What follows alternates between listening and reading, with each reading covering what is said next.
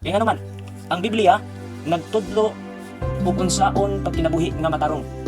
Mao sa na siya sa ato atay, sa ato nga mga kinabuhi. Kung kita mga dautan ta, mga buluyagon ta sa katilingban, kung nagatuon ta sa Biblia, mao ni siya motudlo nato kung unsaon pagkinabuhi nga matarong.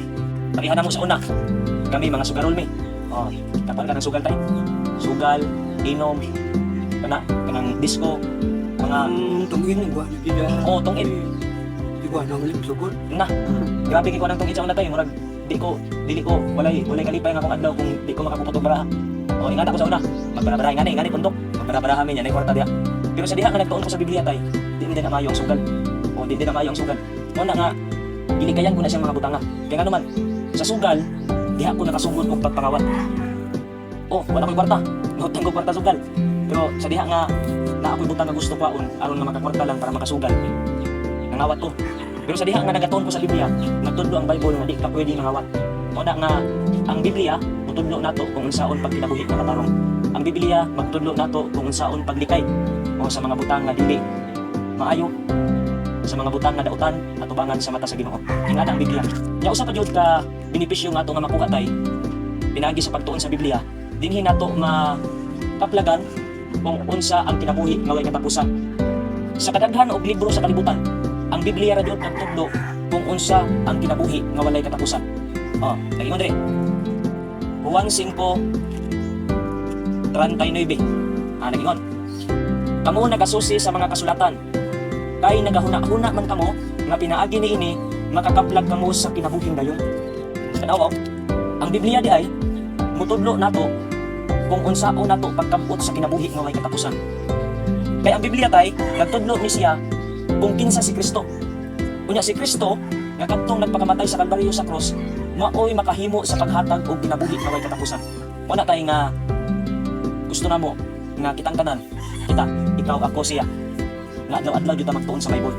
Kaya nga naman sa Biblia makaplagan nato ang kinabuhi nga way katapusan. Unya nagatuo ko tay nga ikaw ganahan ka nga kapot niini. Ganahan ka makakuha niini. Kini gitawag nato og kinabuhi nga way katapusan. Siya, si Mateo, ako, ikaw, gusto makapuyo sa gingharian sa langit. Di ba? Di ba tayo, way tao nga dili gusto makapuyo og langit. Way tao nga gusto moadtog impierno. Kung dili ang gusto sa tao kana makapuyo dito langit. Kaya ang langit pulos mga bulawan, ang langit wala na kasakit. Ang langit dili na siya wala na siya kagunanan. Wala nga ang tao gusto din makapuyo sa gingharian sa langit. Wala nga tugak na to ang Biblia identify. Kaya nga naman, mo ni siya mutudlo nato. Mo ni siya mutudlo nato kung saon pagkinabuhi nga matarong. Hindi na mga Cebuano, ato rin yung siyon. Mas masantay, daghang nga mga tao nga nag-ingon nga di sila matuo sa Bible.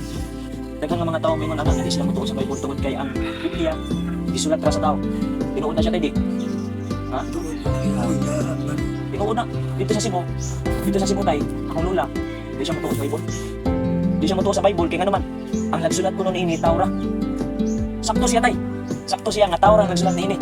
Pero dili itong mga tao nga dautan atubangan sa katilingban. Pero ang nagsulat ang Bible tayo, sulti ang tinuod, kadtong mga tao nga mga matarong, kadtong mga tao nga gimanduan sa Dios. Buot pasabot, buot intibihon, ang tao nga nagsulat niini, ang iya nga gisulat gikan ra gihapon sa Ginoo. Pero ang tao ray gasuwat. Pero ang gisuwat gikan sa Ginoo. Ito basahon. Kinahanglan inyong mahibaluan kini. Una sa tanan, nga walay propesiya diha sa kasulatan arang kahimuan sa kaugalingon nga pagpanabot.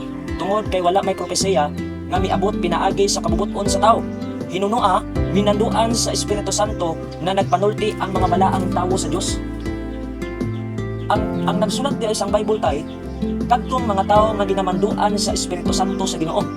Una, nga ang gisuwat sa tao nga minanduan sa Espiritu Santo sa Ginoo, ang gisuwat niya gikan ra pud sa Ginoo, dili gikan sa ilaha nga kaugalingon nga pagpanabot.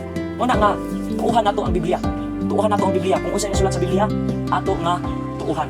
Kaya nga naman ang Biblia mo tudlo, ang Biblia mo badlong, ang Biblia mo hatod ka nato ngadto sa kiniang pagkinabuhi nga matarong aron nga makatapot ta og kinabuhi nga way katapusan.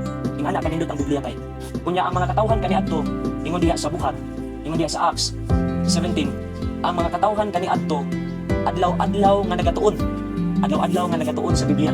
Una tay nga okay sa imo, balik mo diri ugma, magtuon lang gyapon ta sa Biblia. Kay gani ang mga katawhan kaniadto adlaw-adlaw nga nagtuon.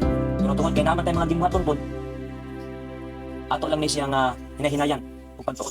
Mao na tay akong balikon ang mga benepisyo nato nga makuha sa Biblia daghan. Pero ang pinaka-importante diha mutudlo nato, mubadlong ug muhatod nato sa pagkinabuhi nga matarong. Mao dinhi sa pinaka-importante.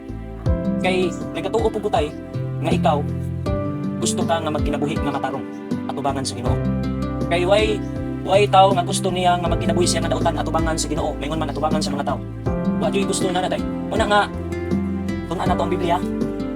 Kay ang Biblia muhatod nato sa pagkinabuhi nga matarong.